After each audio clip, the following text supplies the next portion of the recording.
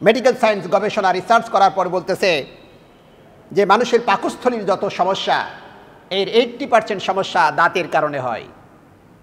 বলেছিলাম না কত জমাই? বলেছিলাম। এটি প্রুভ করেছে তারা।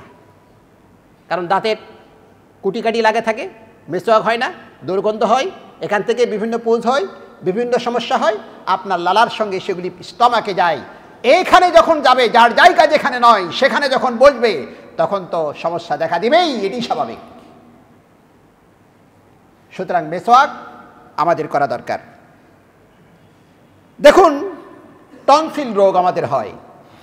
আমাদের এখানে আমি তো কথা বলতে একটু কষ্টই পাই মাঝে মধ্যে, যে এখানে সব শিক্ষিত মানুষ, ডাক্তার সাহেবেরা আছেন।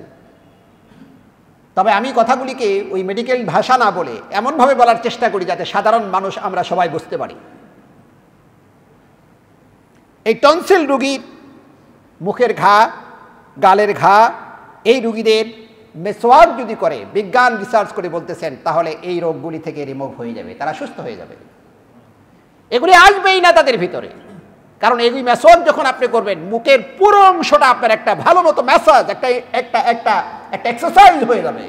আপনি সুস্থ থাকবেন, আপনি ভালো থাকবেন, আপনার খাবারগুলি আপনাকে টেস্ট লাগবে। সুবহানাল্লাহ বিহামদিহি।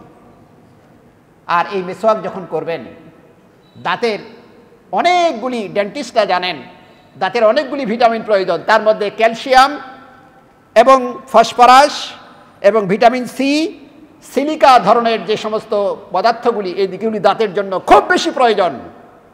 বিজ্ঞান রিসার্চ করে দেখেছে, পিনু নামক যে গাছ, যদি আমরা মেসওয়াক করি, ওনারা বলছেন এই গাছগুলি সেখানে বেশি হয় যেখানে পটাশ, ফসফরাস, তারপরে সিলিকা রয়েছে, সেখান থেকে এই গাছগুলি বেশি পাওয়া যায়।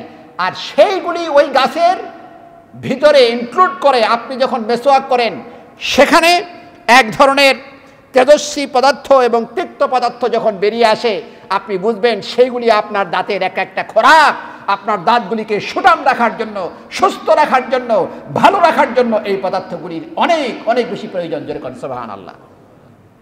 রাসূল বলেছেন, জিবরাইল কখনো আসে নাই, এমনটি হয় নাই যে জিবরাইল এসেছে অথচ মেসওয়াক করার জন্য আমাকে পরামর্শ দেয় নাই।